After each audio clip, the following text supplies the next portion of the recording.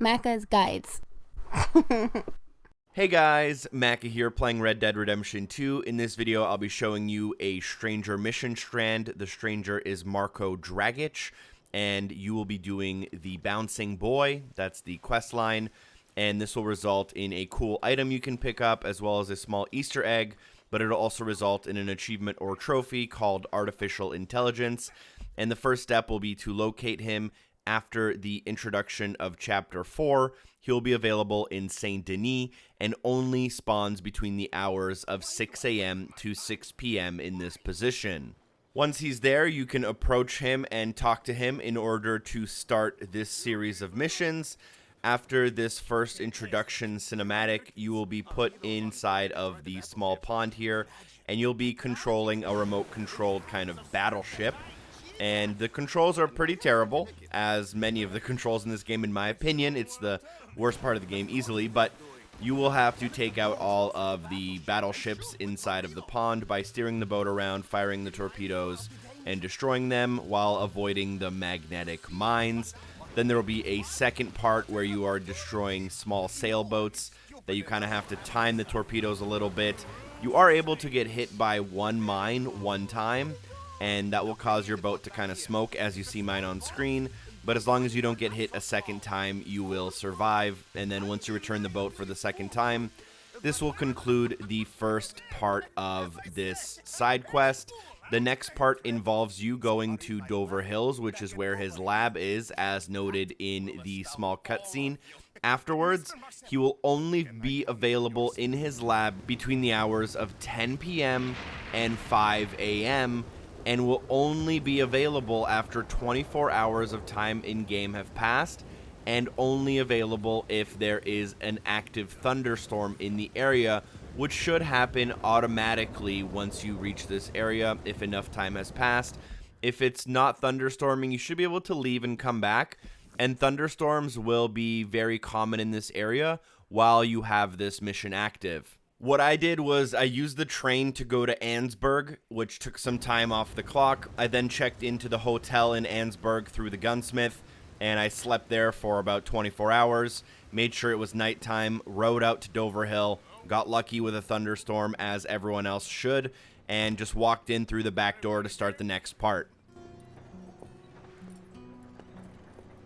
Hello? If you are here to rob me, Now, the next part will include you going outside and planting 3 lightning capacitors. What you're going to do is aim the detector using the left trigger. You'll notice that the small bulb in your hand will be blinking, and the speed of the blinking is your indicator as to which direction you should walk. The faster it's blinking, the more accurate the direction you're walking in. So basically, just put it up, see that it's blinking really aggressively, and continue walking that direction, making small adjustments as you continue forward. Once you're in the general area, you'll notice a yellow cloud on your minimap, and then once you find the exact area, the bulb will be fully lit up like that, and you can place the conductor. There will be 3 conductors you'll need to place. If you go up the hill to the left and then continue past the hill is your second one, and then all the way to the top of the hill is your third one. Once you place all 3, go back inside and talk to him again and initiate the next step of part 2, which is to climb up the ladder and get to the top of the tower.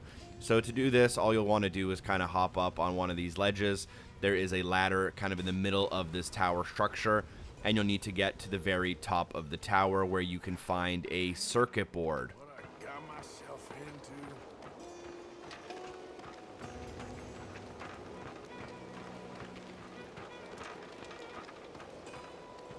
The switches are on and very good. Click one switch on the array. Now, once you interact with the circuit board, there is a series of commands that will get you to the solution in only 3. So what you want to do is interact with the right switch, interact with the left switch, and then interact with the middle switch. Interacting with the middle switch when all of the screens are off will turn them all on, and then once they're all on, you have completed the puzzle. I don't know if there is a way to reset this board, so keep in mind that if you kind of got unlucky, you might want to just keep trying until you get what you need. and that will trigger this part of the mission to conclude. You will now go into a cinematic where you go inside of his lab and meet his new creation, which is a very cool Tin Man style robot.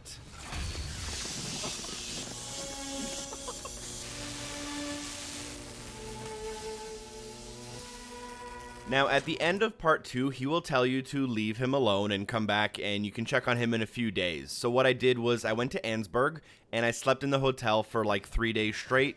You have to make sure that a total of 48 hours in the game have passed.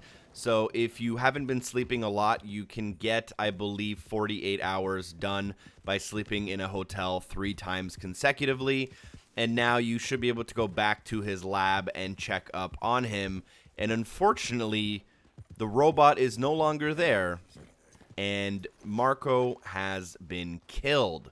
And there will be an item next to him that you can pick up, which is the electric lantern, and this will conclude the quest line.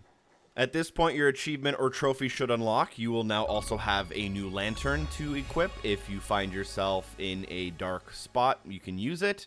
And there's also one really cool Easter egg with this lantern, and that is if you go to the top of a mountain near Coulter, you'll actually be able to find his robot sitting on top of the mountain, no longer working, and you'll be able to bring up the lantern near him, and it'll be fully charged. I'll let you guys see that one on your own if you so desire. Thank you so much for watching. I hope the video was helpful. Special thanks to the amazing people on Patreon for supporting the show. Hopefully I see you guys next time. Peace!